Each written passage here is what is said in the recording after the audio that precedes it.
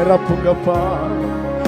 என்னை தள்ளாமல் சேர்த்து கொண்டீரே.